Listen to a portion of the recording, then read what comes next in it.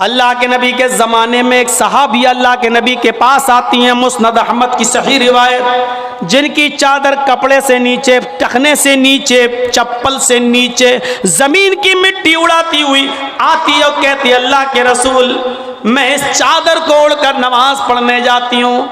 आपने कहा चादर इतनी नीची होनी चाहिए। उसने कहा अल्लाह के नबी कभी कभी जमीन पर पेशाब व पायखाना पड़ा होता है, गंदगी पड़ी होती है, तो क्या मैं थोड़ी सी ऊपर करके पायखाना गंदगी को क्रॉस करके आगे निकल जाऊं? आपने कहा नहीं, दाएं से निकल जा, बाएं से निकल जा।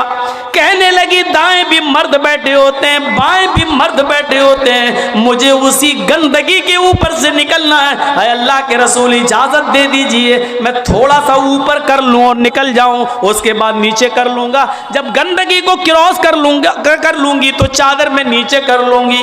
अल्लाह के नबी कहते हैं अगर मर्द दाएं बैठे हैं, बाएं बैठे हैं, तो तू उसी गंदगी के ऊपर से निकल जा।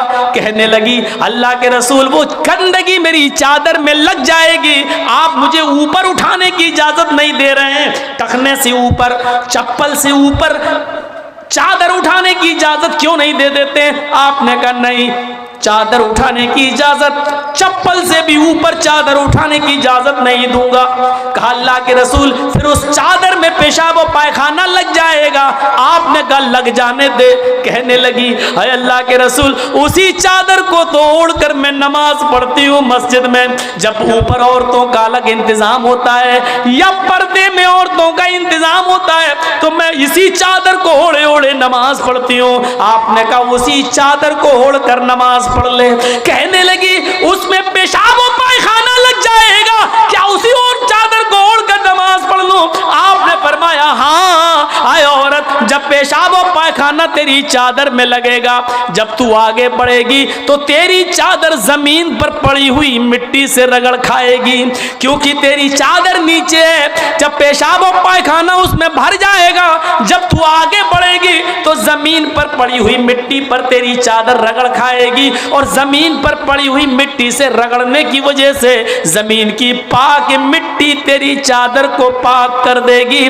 लेकिन तुझे चादर उठाने की इजाजत नहीं, उसी चादर में तू नमाज पढ़ ले।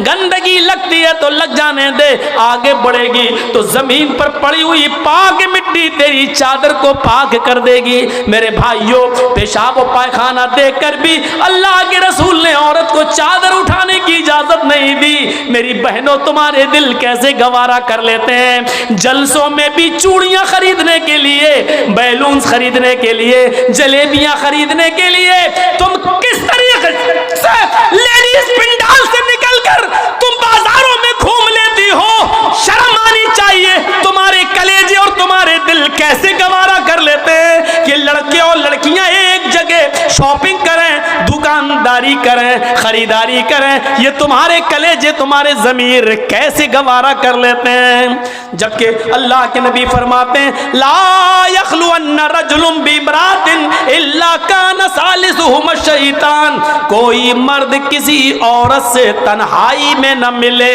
कोई मर्द किसी औरत से अकेले में न मिले कि उसमें तीसरा शैतान होता है, उसमें तीसरा बहकाने वाला शैतान होता है। मेरे भाइयों, इस्लाम का कानून यही है, इस्लाम का निजाम यही है। एक औरत, उसका शौहर मर चुका है, औरत के पास बहुत ज्यादा पैसा है, वो हज करना जाना चाहती है, शौहर इंतकाल कर गया, अब औरत अकेले हज करने नहीं जा सकती है, जबकि मुस्तती है, साहिब इस्तिताअत है, हज करने जाना चाहती है, अच्छा काम करने जाना चाहती है। इस्लाम कहता है कि तेरा शौहर नहीं है तो भाई के साथ जा, भाई नहीं है तो बाप के साथ जा, बाप नहीं है तो बेटे के साथ जा, लेकिन किसी महरम का होना जरूरी है, उसके साथ जा।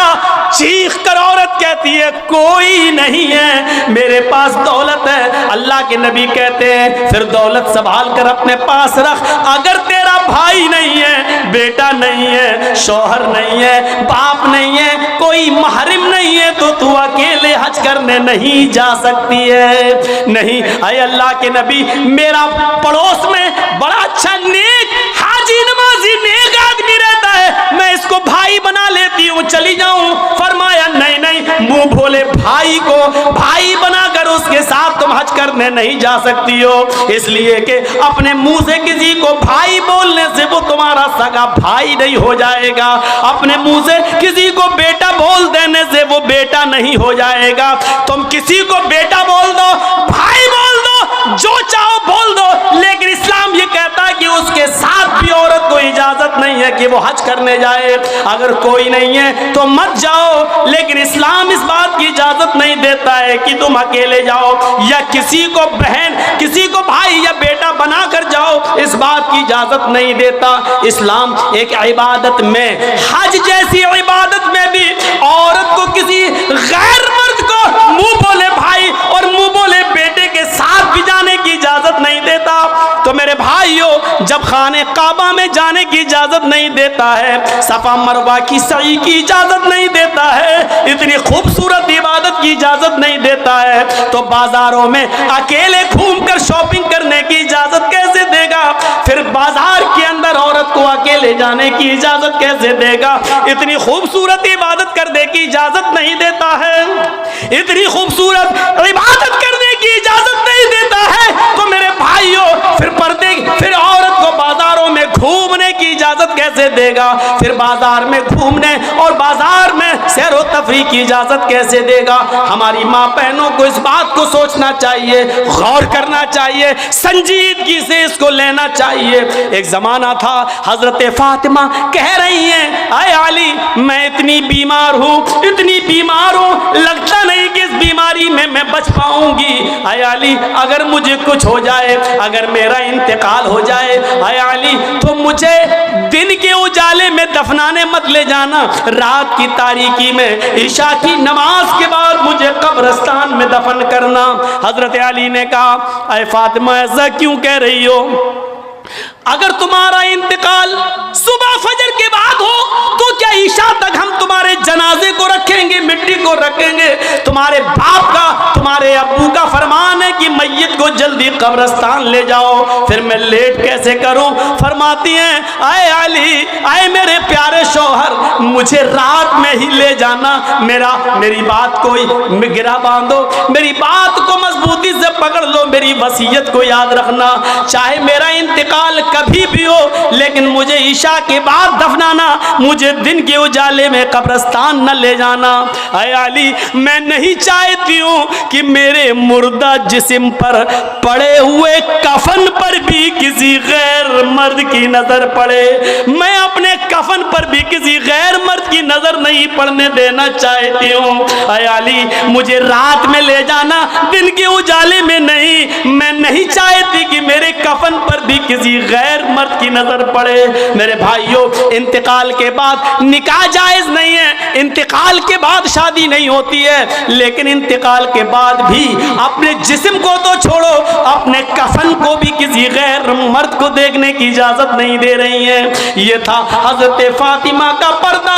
इस पर्दे की रोशनी में मेरी बहनों, अपने गरीबानों में झांक कर देखो, अपने गरीबानों के बटन खोलो और तलाश करो हम कहाँ खड़े हैं, हमारा पर्दा क्या है, हमारी इज्जत व आबरू क्या है। आज हमारे चेहरों का हरकत व नाकस देख रहा है, कल तक हमारे इन खूबसूरत गालों को कभी आसमान की निगाहों ने भी नहीं देखा था, चांद और सितारों ने भी नहीं देखा था, और आज जो चाहता है देख लेता है, हरकत व नाकस जिसको चाहो आज वो बड़ी आसानी से हमारी बहनों बेटियों का दीदार कर रहा है। और एक और बात, जितना अमीर बाप है, जितना अमीर बाप है, जितना भी बाप अमीर मिलेगा आपको, आप देखिएगा उसकी बेटी उतने ही कम कपड़े पहने हुए होगी।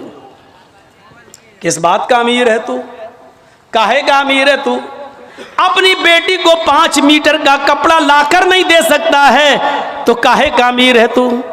कंजूस और बखील बाप। अल्लाह ताला ने इन अमीरों को ऐसी सजा दी है, ऐसी सजा दी है, कल तक ये गरीबों की लड़कियों को डांस कराया करते थे, आज अल्लाह ताला ने इन अमीरों की लड़कियों के जिस्मों से कपड़े उतार कर उनको लोगों की नजरों को दीदार करने पर मजबूर कर दिया।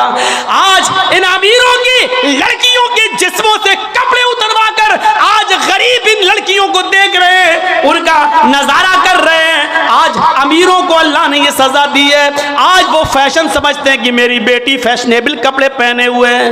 नहीं नहीं मेरे भाइयों, मेरी भाइयों, आप अपनी बहनों के जिम्मेदार हैं। अल्लाह के नबी ने फरमाया कि जिस लड़की का बाप, जिसकी बेटी बेपर्दा घूमे वो बाप दयूस है। जिसकी बहन बेपर्दा घूमे वो भाई दयूस है। जिसकी बेटी बेपर्दा घूमे वो बाप दयूस है। जिसकी बीवी बेपर्दा घूमे वो शौहर दयूस है।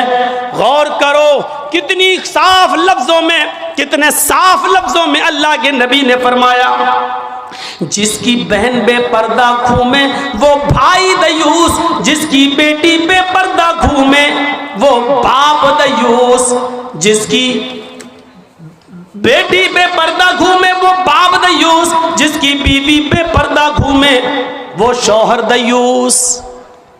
अब दयूस का माना अगर हम समझ जाएं तो सारा मामला